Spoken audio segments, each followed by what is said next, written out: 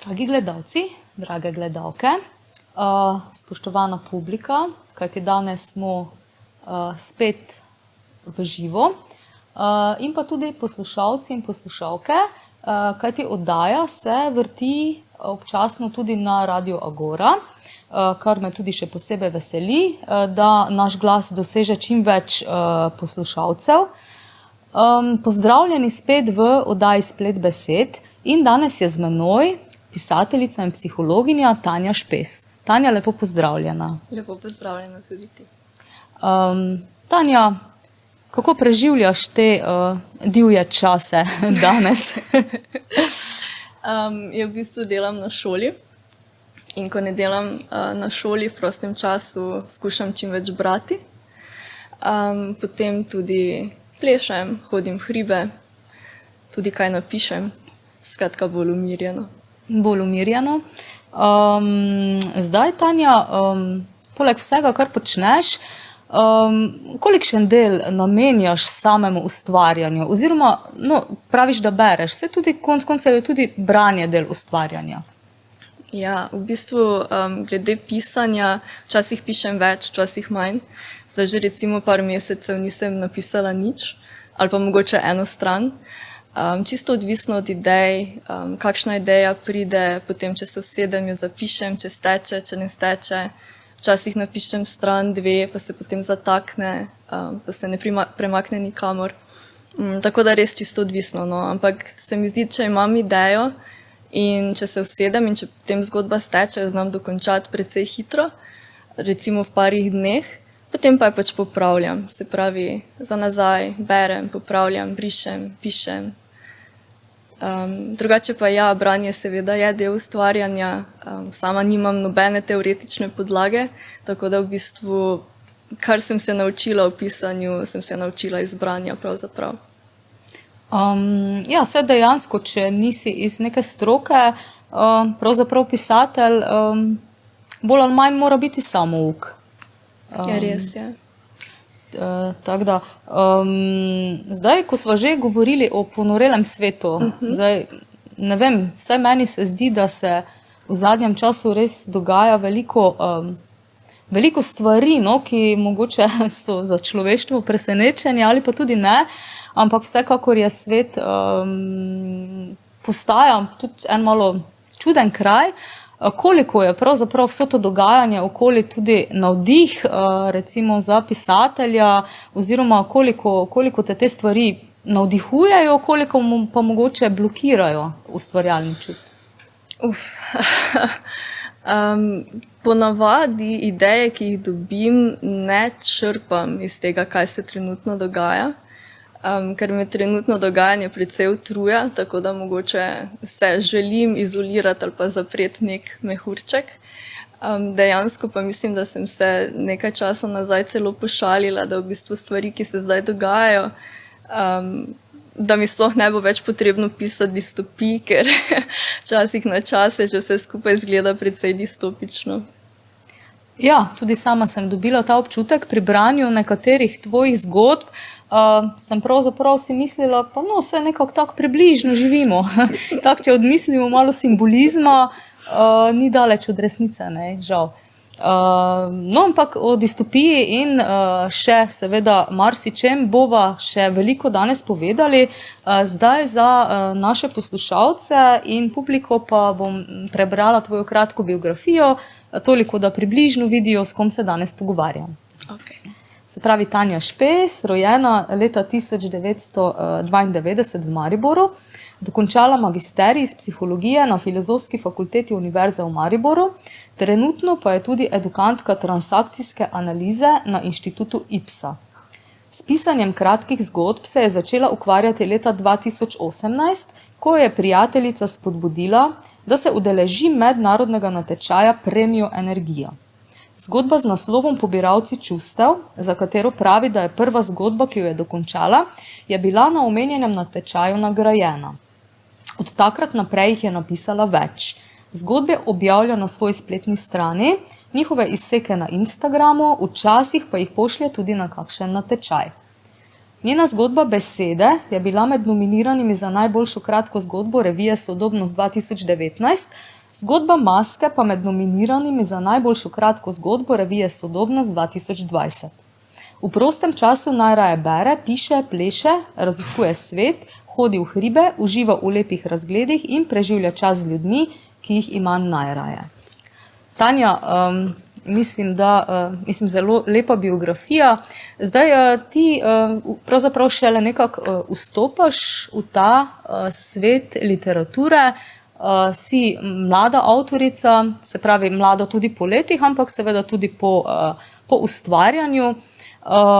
Je to tudi en tvoj malo tako bolj obširen literarni večer, pa te bom vprašala nekako, kaj pričakuješ recimo sama od literature, od pisanja, poleg tega seveda, da je to umetnost, ki si predana.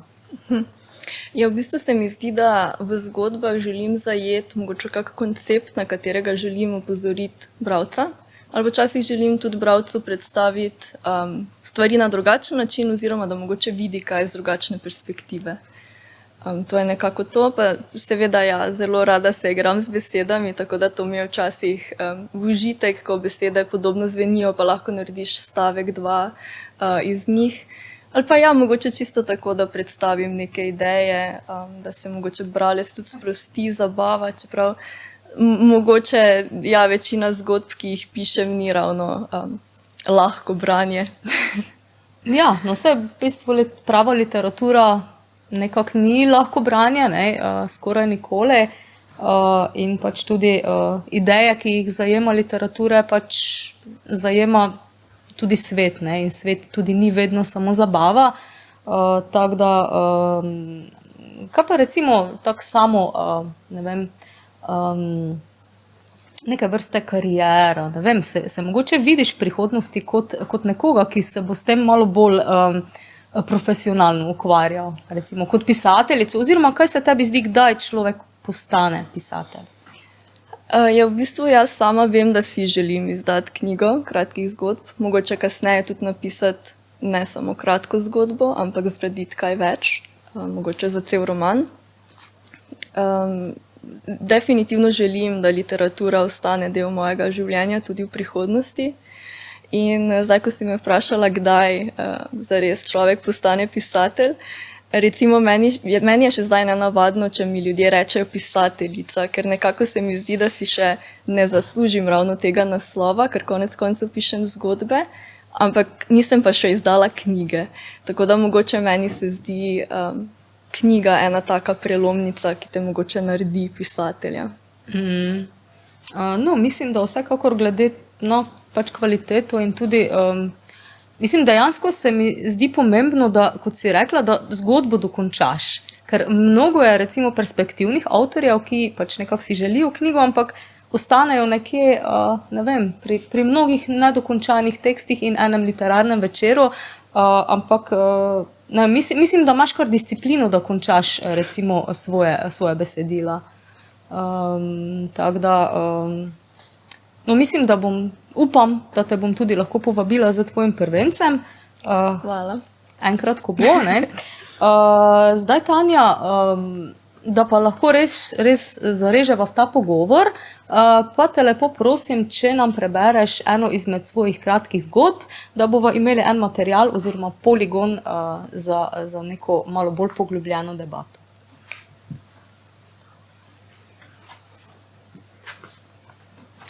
Torej, prebrala bom zgodbo z naslovom Sedmina.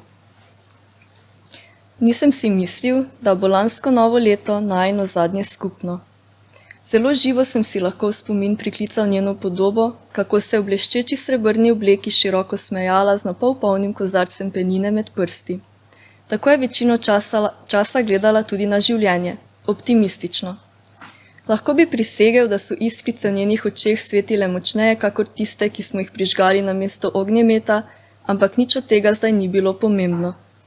Videla ni ničesar več, kakor nisem jaz videl ničesar v praznem svetu tam zunaj. To sem bil nekako prisiljen, saj nisem imel niti zavez, s katerimi bi lahko zakril grdo opustošeno okolico.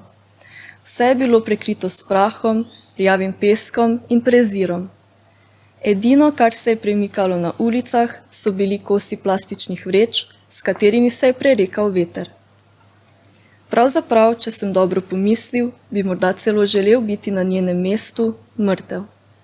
Mrtev, kakor je bilo mrtvo vse okoli mene. Žal mi svet ni pustil niti te izbire. Mesa je primanjkovalo in jedli smo lahko zgolj meso, ki je to postalo po naravni poti. Trupla, ki so bila produkt samomorov ali umorov, smo zavrgli. Za sabo sem zaslišal tihe korake. Mamica je zadnje mesece izgubila veliko kilogramov, kaj ne? Me je žalostno vprašal glas najinega 5-letnega sina, medtem ko so me njegove tanke ročice objele okoli pasu in se še vedno svojevrstno spopadale z druge vrste izgubo. Mamica je bila zelo bolna, sem medlo odgovoril.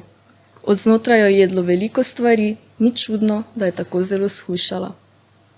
Škoda, da je ni več skupaj, bolj slabo bomo jedli, sem zaslišal raskavi glas svoje mame in si za trenutek zaželel, da bi ona bila tista, za katero bomo priredili sedmino. Od nje ni bilo nič za časa življenja, pa še po smrti ne, je zaničljivo dodala. Sin si je z rokama prekril ušesa in pričel glasno tuliti. Hvala, mama, sem ji rekel, ko sem se z malim naročil zrinil mimo nje, da bi njene besede pustil daleč za sabo, preden bi mi prišle do živega in me ranile. Ko je na vratih pozvonilo prvič, je bila miza že pogrnjena. Krožniki so se svetili med zloščenim priborom, kozarci so stali na svojem mestu, prav tako prtički, zgubani v ptičke. Steklenice z alkoholom, vrči z vodo in sokom ter prigrizki so bili razporejeni po celotni dolžini mize. V ozadju je igrala ambientalna glasba. Odprl sem in zagledal ženine najboljše prijateljice, ki so skozi okvir vrat stopile trenutek za sladkim parfumom, ki jih je obdajal. Njihove obleke so se bleščale, kakor se bleščijo tiste obleke, ki jih oblečeš zgolj nekajkrat na leto, jih po vsakem nošenju neseš v čistilnico, nato pa jih pokriješ s posebno vrečo ter jih doma shraniš v omaro, kamor zalepiš še nalepko proti moljem. Koga drugega bi morda preslepile, vendar mene niso. To so bile edine lepe obleke, ki so jim ostale v praznih omarah. Najprej, ko smo omejene zaloge hrane še lahko kupili v trgovinah, smo prodali ali zamenjali vse, kar se je dalo. Potem smo se nekega dne sprijaznili, da police nikdar več ne bodo polne. Vsaka od gosti me je objela in poljubila na lice, ena izmed njih mi je med prste potisnila steklenico šampanjca in mi pomežiknila. Med natakanjem pijače so se veselo pomenkovale, smejale, s majhnimi požirki srkale tekočino in previdno grizljale slano pecivo. Nekdo je celo prinesel torto. Ob drugem zvoncu so se jim pridružili še sestrične, bratranci, starši in sodelavci. Ko so pogovori postali preglasni, da bi bilo mogoče prisluhniti posameznemu in mu slediti, sem pomignil strežaju, ki je potrpežljivo čakal v kotu. Pokimal je in kmalu je za njim prišla vrsta natakarjev, ki so v rokah nosili pladnje z mesom moje ljubezni. Čudno ga je bilo videti v taki obliki. Vsakega kosa sem se zagotovo dotaknil vsem tem času, ki so si ga delila z različnimi deli svojega telesa. Gostje so se nekoliko umirili, ena izmed sestričen si je veselo pomela dlani in se nasmehnila osebi, ki je sedela nasproti. Brez besed smo se prijeli za roke in v krogu, začenši z mano, podelili enega izmed spominov na umrlo. Ko smo spomine izčrpali, smo se oprijeli pribora in pričeli s hranjenjem. Vladajoči so oglaševali, da je to najvišja oblika časti, ki lahko doleti prebivalce našega sveta. To so počeli tako vztrajno in neomajno, da je večina ljudi pozabila, da gre zgolj za goli pragmatizem, ki je rešil vprašanja pomanjkanja prostora in hrane, pretrde zemlje ter preveč onesnaženega zraka. Ljudje so pričenjali verjeti, da svojim početjem zares častijo obstoj preminulega. Tole meso pa je malo čudnega okusa, je na neki točki seveda komentirala mama, ki je do zdaj poskusila samo svojega moža. Ena izmed sestričen je oporekala, češ da na tej pojedini takšni komentarji niso primerni, zato je mama utihnila in jedla dalje. Bi kdo solato, še malo omake? Sem vprašal in nekoliko nelagodno vzdušje razblinil s podajanjem sklet in dotakanjem pijače. Ko na mizi ni ostalo ničesar več, je nekdo pojačal glasbo in zatemnil prostor. Odprli smo šampanjec in se odpravili na plesišče. Tako dobro pa se že dolgo nisem najedel, mi je rekel sin, ko sem mu, utrujenemu dolgega dneva, slačil obleko, jo zlagal na pralni stroj in mu v kadi pripravljal toplo kopel z mehurčki. Ko sem ga čistega brisal z brisačo, so se mu veke še komaj odpirale. Spal je že, ko sem ga položil v posteljo, ga pokril s kupom toplih odej in ga na čelo poljubil za lahko noč. Odpravil sem se v spalnico, kjer me je na ženini nočni omarici čakalo njeno pismo, ki si ga vse do tega večera nisem upal odpreti. S prsti sem pogladil njeno pisavo in počasi odstranjeval papir, previdno, da ga slučajno ne bi strgal. Izvlekel sem list, pregiban zgolj enkrat in nekoliko nagrbančen od močnega pritiska svinčnika. Globoko sem vdihnil in začel brati. Dragi, priznati ti moram nekaj, kar ti v obraz nisem imela poguma povedati. Morda se ti bo moje dejanje zdelo sebično, sploh glede na to, da za sabo ne puščam samo tebe, temveč tudi najinega sina. Ampak upam, da me boš lahko razumel. Če ne takoj, vsaj nekega dne. Vedi, da sem o vsem skupaj veliko razmišljala in da se mi je bilo zelo težko odločiti. Ne vem niti, kako naj se skupaj pojasnim, ker tega nisem naredila iz ljubezni, nisem mogla. Če bi svoj zadnji korak naredila z ljubeznijo, bi ob tebi dihala še nekaj časa, vendar jaz v takšnem svetu in v takšnem telesu dihati več ne morem. Glede tega, kar sem storila, nimam slabe vesti. Zgodilo bi se slej ali prej, samo nimam več potrpljenja čakati, da se bo zgodilo samo od sebe. Izbrala sem premišljeno. Ko bo strup začel učinkovati, me ne bo bolelo. To je vse, kar si želim že dolgo časa. Da me neha boleti. Prav tako bo vse skupaj izgledalo, kot da se je zgodilo po naravni poti. Vem, da bo zaradi mojega oskrunjenega mesa nate padla senca stigme, vendar vem tudi, da se bo že nekako znašel in vama priskrbel kaj za podzob, kakor si to počel doslej, in vsaj ena usta manj boš imel za nahraniti. So ljubeznijo, ki jo še premorem.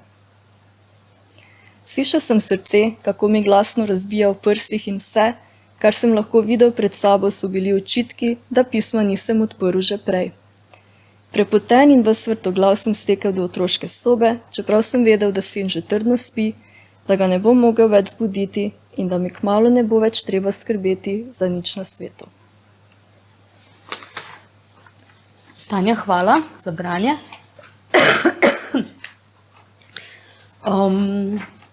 Zdaj, ta zgodba je dokaj brutalna. Pač gre za distopijo.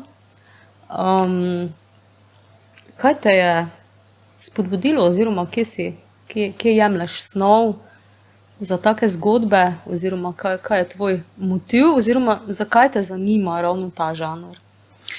Torej, ideja za to zgodbo je v bistvu prišla z neba, dobesedno. Z Domnom sva se sprehajala in sva se pogovarjala, sploh ne vem o čem, ampak vem, da naenkrat sem mu rekla, si predstavljaš, da bi na sedmini jedli meso umrlih. In potem je Domen rekel, pač o tem moraš napisati zgodbo. In potem sem napisala zgodbo in želela sem nekaj vključiti tudi ta okoljski vidik, tudi ta sistem, da dostikrat počnemo stvari, ki so nam rečene od zunaj, ker pač tako je, takšna so pravila in se jih pač držimo. Zgodba pa je potem sama stekla, no. Nisem vnaprej vedela, kako jo bom končala, kako jo bom oblikovala, samo vedela sem, da želim vključiti ta trupla.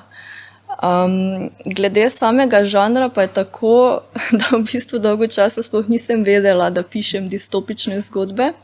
Sicer sem dolgo časa nazaj prebrala 1984 pa Krasni novi svet in že takrat sem zelo uživala v teh zgodbah.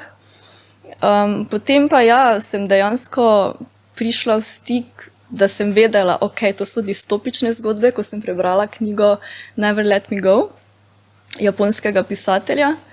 In takrat sem potem namerno začela bolj iskati ta žanr in brati knjige in gledati filme in brati te kratke zgodbe, In nekako mi je blizu, no, ta žanr, nekako me potegne, ker vseeno je fikcija, ni realnost, ampak po drugi strani pa zna opozoriti na pomembne vidike, ki bi jih lahko upoštevali tudi zdaj v tej realnosti. Pa ima ta žanr mogoče kakšna pravila ali je pač čist ena ohlapna struktura, ki jo lahko recimo napolniš čisto za svojo domišljijo? Ja, se pravim, pač nikoli se ne bi želela umestiti v nek žanr ali pa se omejiti z nekim žanrom. Pač želim napisati zgodbo o ideji, ki jo imam. In to je to. Ne bi se želela omejevati z nekimi pravili, ki jih določen žanr ponuja. Zdaj, kar se tiče tudi same zasnove oziroma strukture te zgodbe, pa se mi zdi tudi, da je dokaj simbolno, recimo psihološko simbolno narejena, ima tudi ene močne te večne simbole literaturi, se pravi kanibalizem, je dokaj taka ena zanimiv motiv v literaturi svetovni, pa tudi ta odnos, recimo, ne vem, ta glavni lik, pa potem mati, ki v bistvu preživi, ne, in potem umrla žena, pa potem sin in na koncu potem seveda pač osebna apokalipsa. Zdaj, kako pa recimo strukturiraš likovno, like oziroma psihologijo, se ti to tudi nekako samo zgodi ali mogoče čisto namensko iščeš te recimo trikotnike? Ne, pišem intuitivno, nikoli se preveč ne poglabljam v lik oziroma v like, samo želim pač, da liki v zgodbi sporočijo to, kar želim sporočiti. Ja. Kaj pa recimo tvoj bralni okus? Je tudi blizu recimo temu žanru ali pač posegaš po različnih žanrih oziroma različnih stilih? Ja, posegam po različnih žanrih, definitivno. Trudim se tudi brati pisatelje iz različnih držav, da nekako dobim širino, da vidim čim več aspektov, različnih stilov. V bistvu rekla bi celo, da zraven distopij najraje berem fantazijske knjige, v tem zelo uživam. Ampak ja, res različne zgodbe berem, ampak rada imam odštekane stvari. Recimo tudi zbirke kratkih zgodb, bolj odštekane so, bolj so mi všeč pravzaprav. Ja, in tudi se mi zdi, da nekako se ne omejuješ oziroma ne ostajaš politično korektno, ampak pač greš tudi recimo z bralcem na nož oziroma ga pravzaprav niti ne šparaš, niti jezikovno in niti, kako bi rekla, čustveno, ne, ker v bistvu znotraj distopičnega teksta je že sama ta ideja apokalipse je povzeta nekako, ne, tako da v bistvu gre dokaj za take temne plati človeštva. Ampak vseeno pa nekako iščeš tudi optimizem oziroma nekaj pozitivnega v njih. Ja, res je. Mislim tudi, ko pišem zgodbo, ne želim zdaj izpostavljati samo nekih temnih plati, tako da mogoče, ja, želim prikazati in dobro in slabo, no. Ne preveč se nagniti na eno stran, ne preveč prikazati sveta črno-belega, ampak bolj ostajati v sivinah. Ja, se pravi neko večno iskanje nekega ravnovesja. Zdaj, Tanja, ni pa distopični žanr edini, ki ga raziskuješ. Zdaj tvoje zgodbe, jaz sem jih nekaj prebrala, imaš jih pa veliko tudi na svoji spletni strani, ki se ji reče Papirnati ptički. Tam so tudi, je večina zgodb, ki si jih napisala, zbranih, pa nam nekaj povej, recimo, kako je nastajala ta ideja te tvoje platforme oziroma kako je strukturirana in kaj je njen namen. Ja, se pravi, na določeni stopnji sem jaz imela napisanih kar precej zgodb oziroma kar nekaj zgodb in potem sem razmišljala, pa dobro, kaj si naj začnem s temi zgodbami, če jih nihče ne bere, ne? Pravzaprav se lahko rečeš, da pišeš zase, ampak konec koncev pišeš za druge, da še kdo drug to prebere, to vidi. In potem sem nekako razmišljala, da trenutno najlažje je, da ustvarim spletno stran. Tako da en prijatelj mi je tudi pomagal vzpostaviti.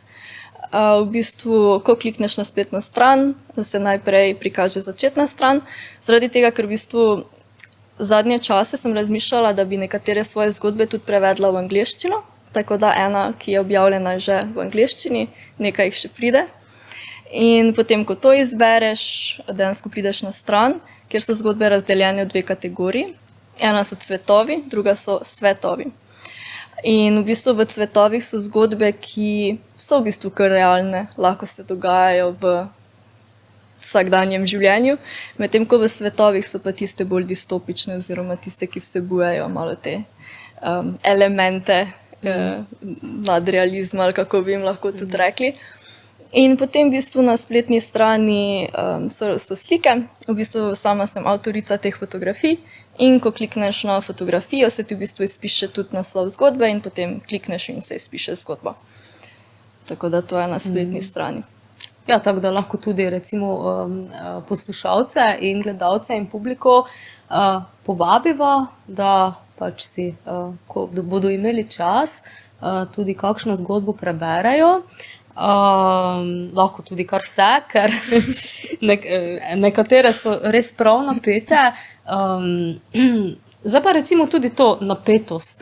Ne vem, kako v zgodbi potem to, kako to ohranjaš, kje je tisti spin, ki te vleče recimo kot pisateljico? V bistvu, ko pišem zgodbo, pač jaz sama za svoje zgodbe se mi zdi, da nimajo tiste tipične zasnove mogoče, da bi res šla, ne vem, začetek, vrh, zaključek, kakorkoli.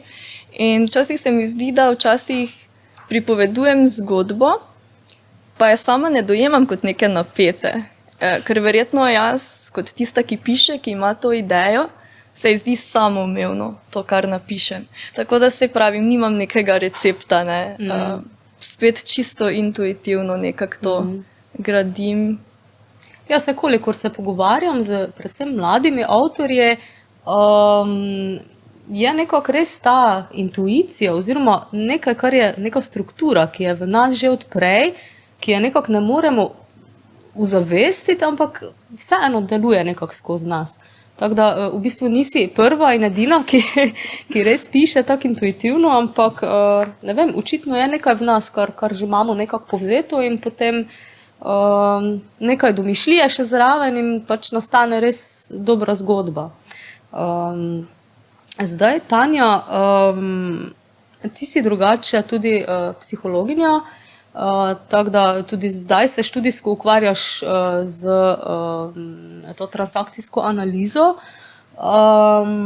Koliko se ti zdi, da je recimo tvoja stroka pravzaprav tudi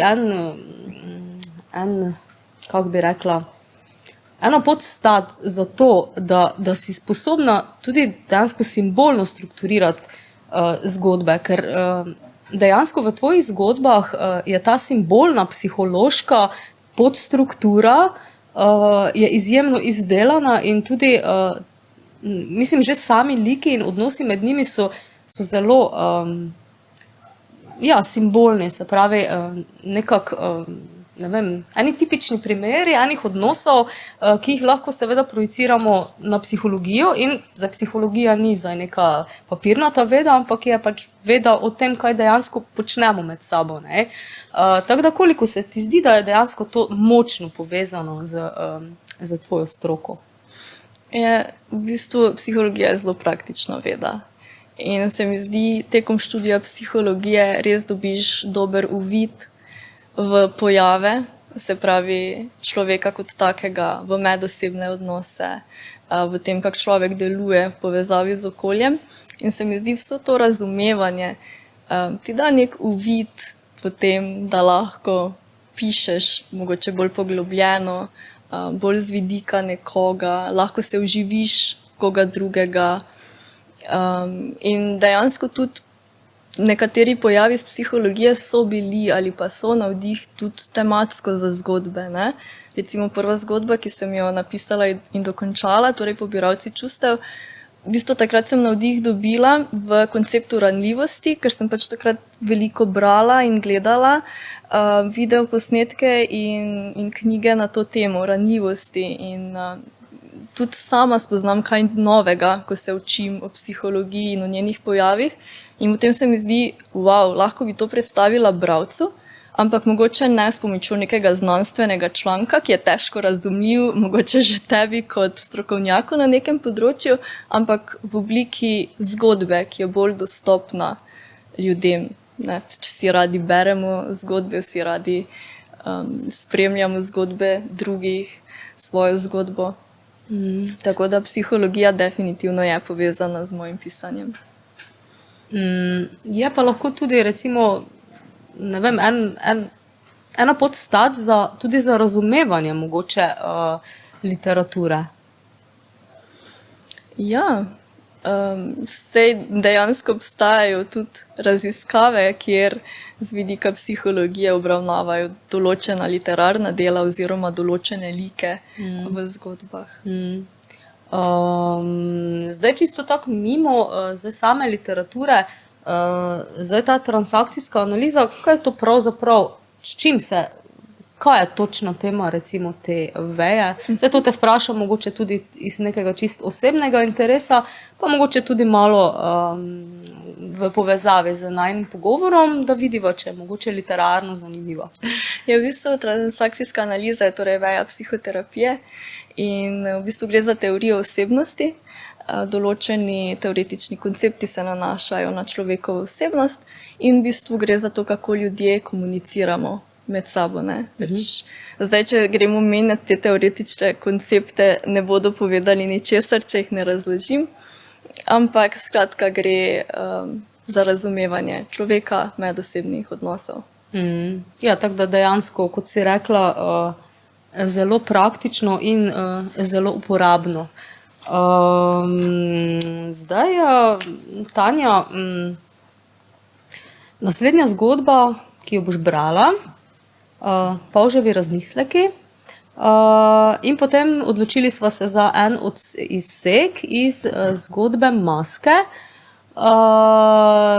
pa mislim, da ne bova povedali nič vnaprej, tako da te lepo vabim, da še z nami še podeliš ta drugi del branja, pa bova potem še kakšno rekli o teh zgodbah.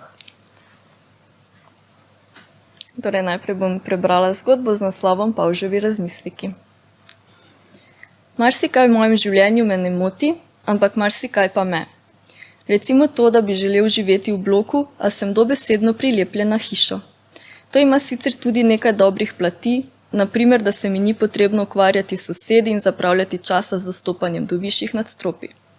Čeprav je super svojo hišo vedno nositi s sabo, ker to pomeni, da mi ni potrebno pakirati za potovanja ali se odločati, kaj vzeti na kampiranje in kaj ne, mi gre pošteno na živce, ker ne morem na obisk nobeno drugo hišo, da bi videl, kako živijo drugi.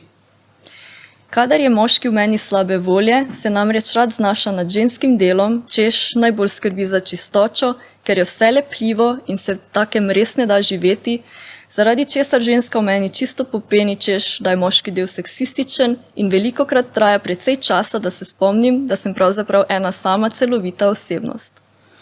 Kljub temu, da je včasih težko živeti takole, lahko bi rekel razcepljeno, mi vseeno pomaga pri vživljanju različne perspektive, kar mi je v pomoč predvsem, kadar pridem v konflikt z drugimi. Da ne bo pomote, ne prepiram se pogosto ali za karkoli. Morda k temu pripomore ravno moja sposobnost vživljanja v perspektivo drugega. Ampak obstajajo situacije, ki me čisto vržejo iz tira. V prenesenem pomenu seveda, ne pomnim namreč, da bi kdaj kakšnega polža prav zares iztirilo. Ena izmed takih situacij je na primer, ko grem med druge polže, da bi se malo socializiral oziroma si našel partnerja ali partnerko, brez sramu priznam, da za spoznavanje uporabljam aplikacijo Snailed, potem pa mi kdo od njih reče nekaj v smislu, daj nehaj se sliniti po meni. V takih primerih se ne morem zadržati, da ne bi čisto popenil in kričal, pojdi se solit, kar je verjetno najhujša stvar, ki jo lahko rečeš drugemu polžu. Vse skupaj je še toliko bolj neprijetno, ker se nikoli ne morem umakniti dovolj hitro, da ne bi slišal komentarjev, češ kako sem mehkužen, zaradi česar postanem še bolj vročekrvn, kar je precej ironično, saj je splošno znano, da sem v resnici hladnokrvna žival. Zaradi takih pripetljajev mi mnogi učitajo, da sem hitre jeze, tako da jim svojim nabrušenim jezičkom rade volje zabrusim, da sem za razliko od njih hiter vsaj v nečem. Najbrž bi imel boljše živce, če bi živel v bližini obale, ampak verjetno bi me tam čakali drugi problemi, ki jih tukaj nimam. Zavedam se, da bi mi lahko šlo precej slabše, tako kot na primer brezdomcem. Vem, res sem pohlepen, da si namesto hiše želim nebotičnik. Teh nihče ne mara in predvidevam, da najbrž sploh ne zaradi njihovih čudnih barv in ne, nisem rasist, temveč zaradi njihove požrešnosti. Razumem, da mi je bed, ampak da pa pojejo čisto vse, do česar pridejo, še čili, pa je čisto pretiravanje.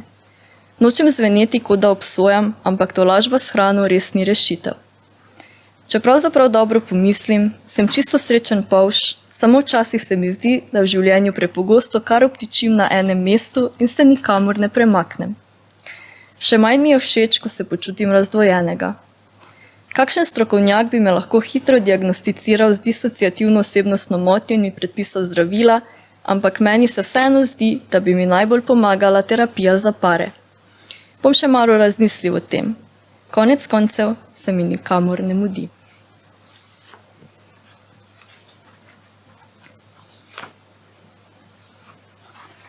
Pa še odlomek iz zgodbe maske. Najbrž najbolje od vseh poznate statistiko. V katerih situacijah ljudje največkrat nosijo maske? Z levo roko se boža po desnem zapestju, ki ga všine tudi moja misel. Kako se čuti njen dotik? Je toplejši od njenega pogleda? V skupinah, jasno, kjer je družbeni pritisk večji. Za trenutek se zdi, kot da bo dodala še nekaj, vendar me pogleda in molči. Molčim tudi jaz.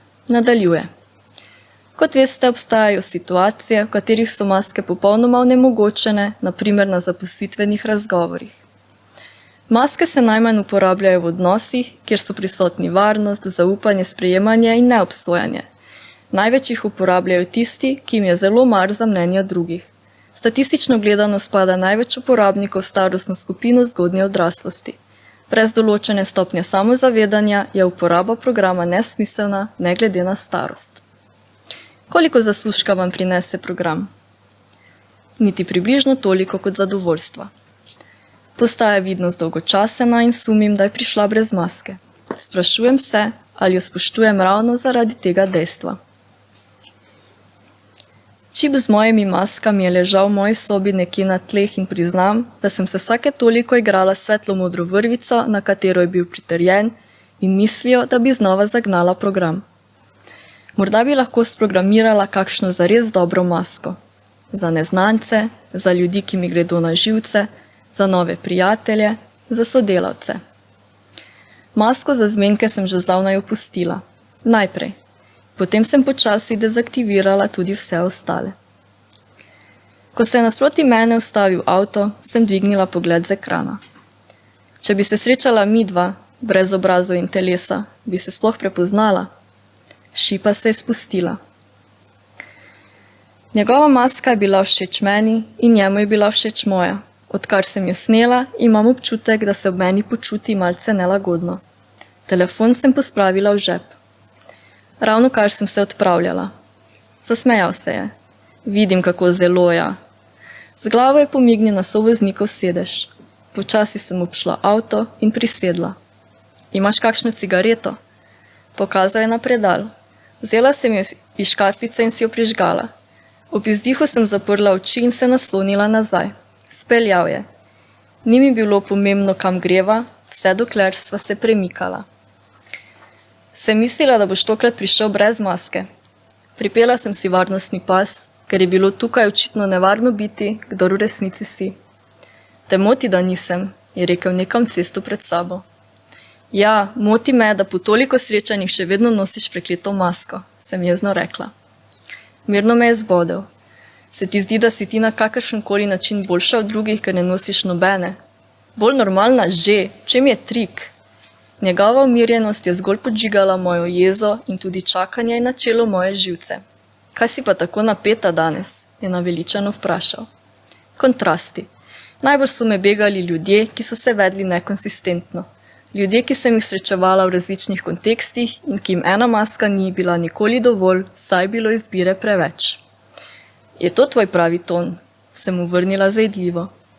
Dodal je plin in pospešil, da so lučke spackane drsele mimo naju. Vozil je občutno prehitro.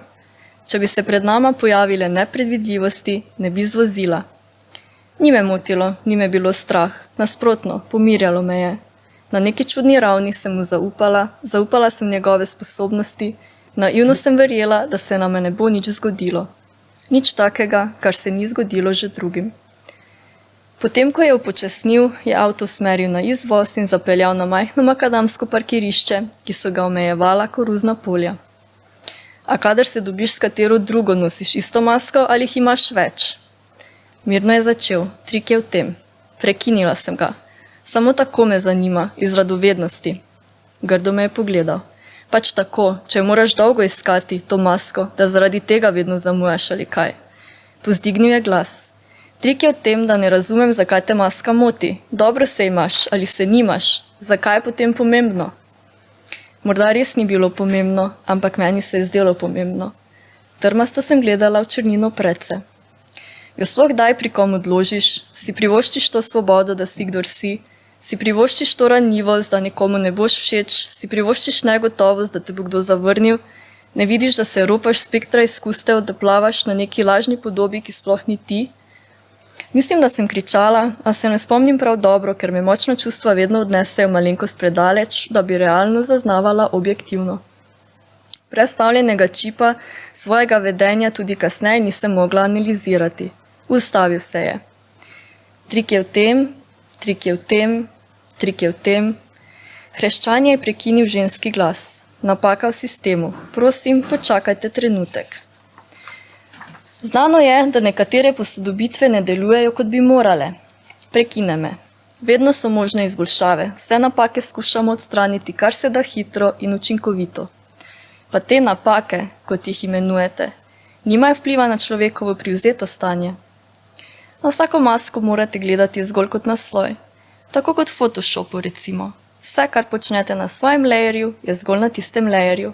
Ko se prekrijejo, imajo drugačen končni učinek, a v svoji osnovi ne vplivajo drug na drugega.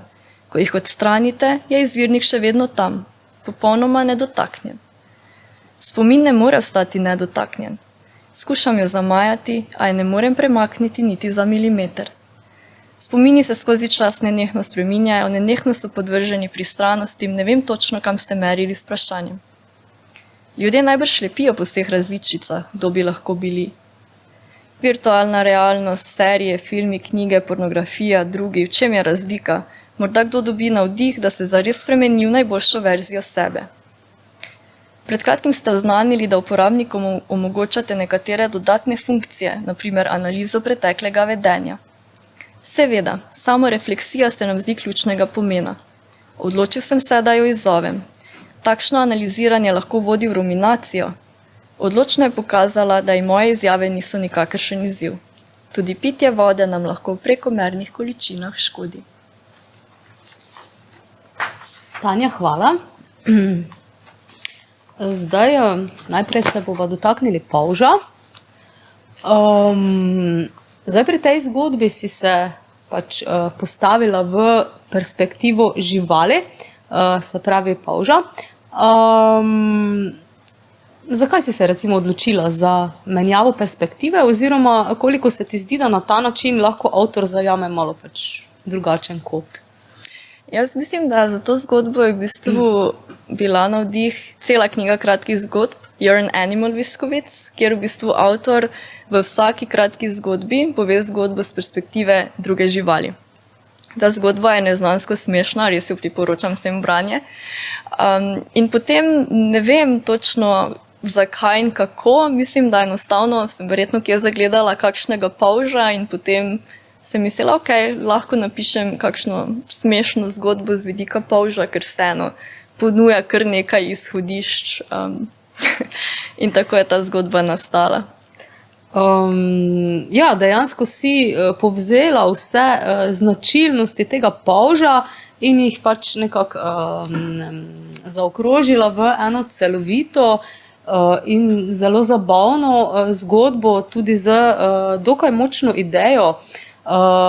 Kako dolgo nastaja pri tebi ena taka zgodba? Ta je nastala izjemno hitro, pravzaprav, ker je zelo kratka. Sicer vmes vem, da sem malo googlala, da sem res preverjala, če vse to polžu drži, ker ne bi rada napisala nečesa, kar ne drži, pa glede na to, da nisem biologinja, moram preveriti svoje znanje, ki ga imam v polžih. Ampak mislim, da ta je bila dokončana recimo v 3 dneh. Ta je res zelo hitro šla, zelo veliko idej sem imela in je nekako kar steklo, no. Zdaj veliko se poslužuješ tudi humorja. Enega takega malo bolj razigranega, optimističnega, kot je recimo v polžu, pa tudi malo bolj grenkega, se pravi, kakega sarkazma, ironije. V čem se ti zdi, da je recimo, zakaj pravzaprav humor tako radi uporabljamo in kakšno sredstvo je pravzaprav to, kaj naredi v zgodbi? Jaz mislim, da je humor eno zelo močno sredstvo, ker nas zna razbremeniti, ampak po eni strani tudi predstaviti eno temnejšo plat, da jo vidimo skozi očala ali pa skozi drugo perspektivo. Zato se mi zdi nekako zelo pomemben v literaturi še posebej.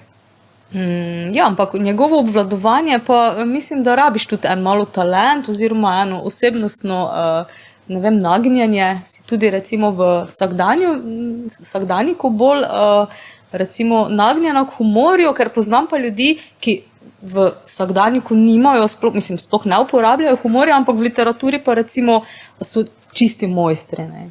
Jaz se zelo rada šalim, no. Rada se smejim, pa rada se zafrkavam, rada sem sarkastična, rada imam tudi ta temen humor, tako da ja, ga tudi uporabljam v zasebnem življenju. Ja, tako da ga imaš tudi kot svoje lastno. Recimo eni komiki pa pravijo zase, da so dokaj resni tako v vsakdanjem življenju, ne. Pač kak je kdo, no, zato sem te to vprašala.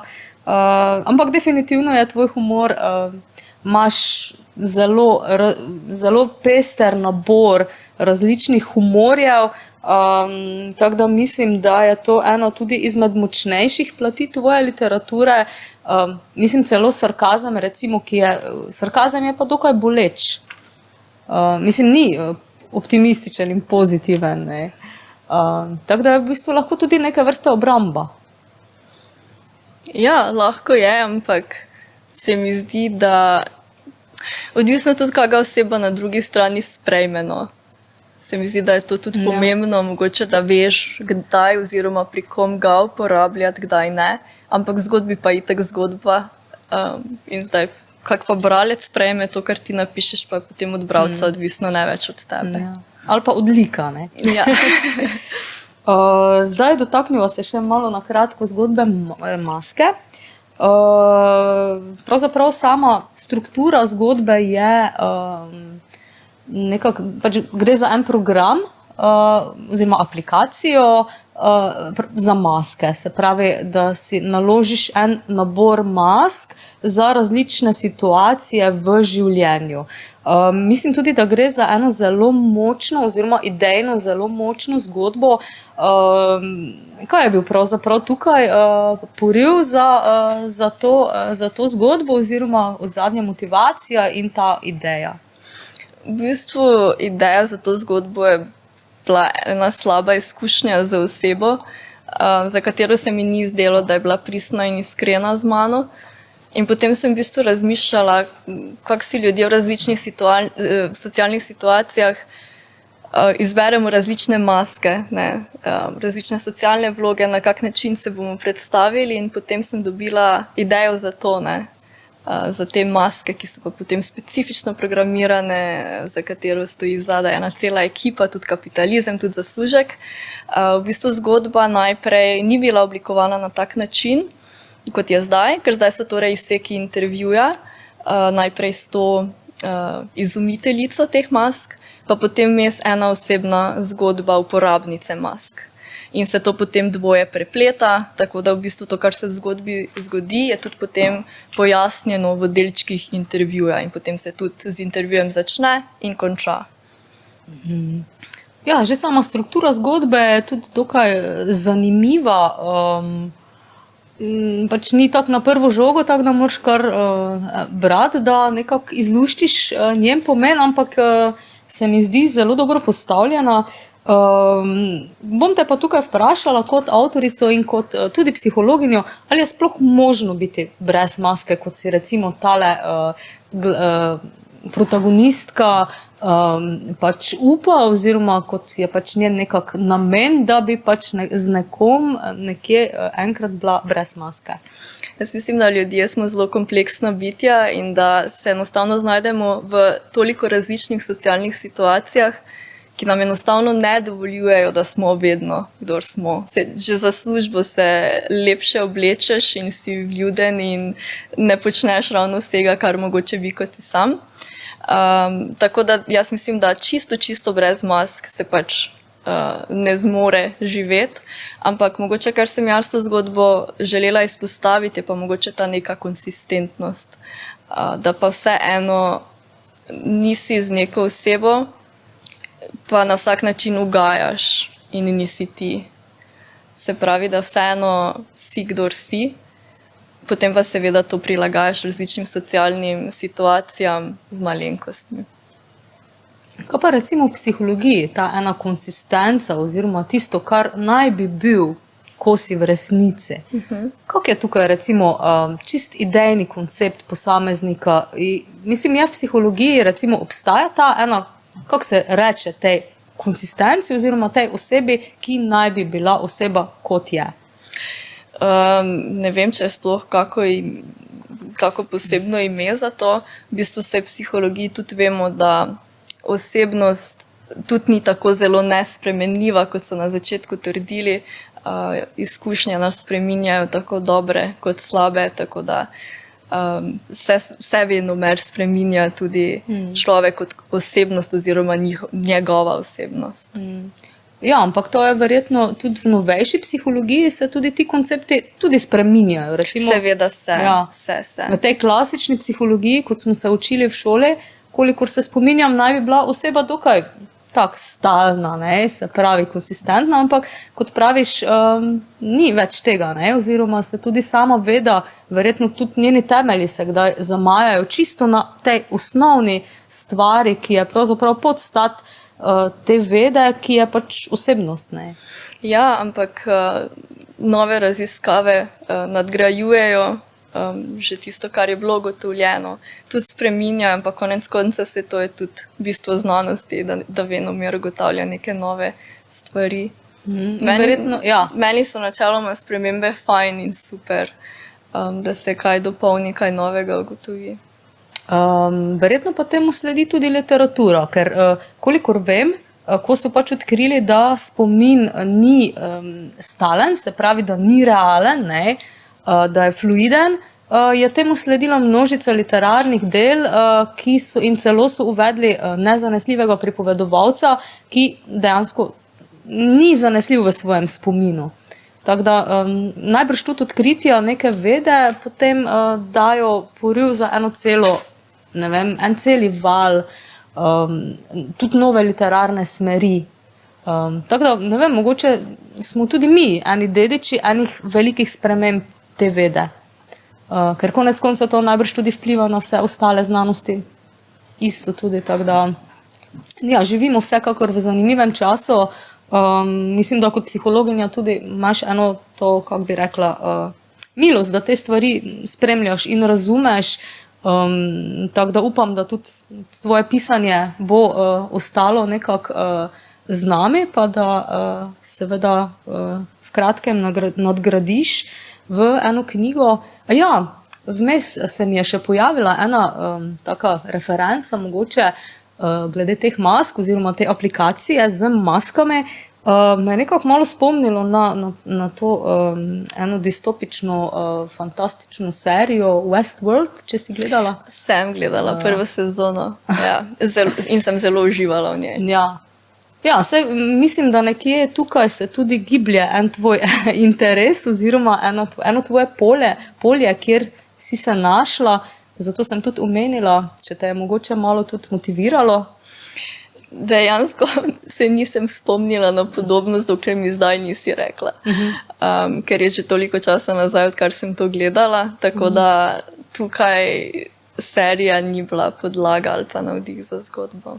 Ja, ne, saj ne, da bi bila navdih, ne, ampak tako eno mogoče, ena malenkostna podobnost oziroma ne vem, en motivni drobec. Ampak tako se mi je čisto zdaj pojavilo, pa mogoče, ne vem, kot ena referenca tistim, ki še niso tako v tem žanru, pa jih mogoče zanima. Vse serije in filmi so pa verjetno tudi nekako lahko en navdih oziroma v bistvu tudi eno raziskovanje žanra. So pri tebi tudi? Ja, dejansko se pravim, potem, ko sem odkrila te distopične serije in filme, jih zelo rada pogledam. In vidim, kako so sestavljeni, kakšna je zgodba vzadaj. Recimo tudi Black Mirror serija, ne, je dosti distopična in sem res zelo uživala v njej. Ja, že glede same strukture najbrž. Ne, saj dobro, domišljija nam še nekako deluje, ampak samo zgradbo pa tudi nekako lahko iz serij in filmov povzamemo. Mislim, saj sama sem se naučila dosti o strukturi zgodbe, ne, iz serij in filmov. Tako da pač mogoče ena... Ja, saj mogoče tudi, če zavestno, ko pišeš, ne razmišljaš o tem, ko verjetno je shranjeno nekje na podzavestni ravni. Ja. In nekje v implicitnem spominu, ja. Ja, en način, kako je nekdo že to naredil, pa mogoče nadgradiš potem sam, ne. En material, pa ga preoblikuješ pač po svoje. Ampak vsekakor pa pri tebi gre za eno celo morje različnih motivov in različnih tem, tako da, mislim, sama bom vsekakor prebrala večino tvojih zgodb, tudi naše gledalce in poslušalce vabim, da preberejo. Zdaj, Tanja, mislim, da malo sva se uspeli dotakniti žanra, malo tvoje literature, vsega seveda ne moreva danes obdelati. Tako da hvala, da si vzela čas, prišla in se pogovarjala z mano. Ja, hvala za povabilo. Z veseljem. Zdaj, ne vem, mogoče bi še sama kaj dodala, kar smo pozabili, ali mogoče kaj izpostavila.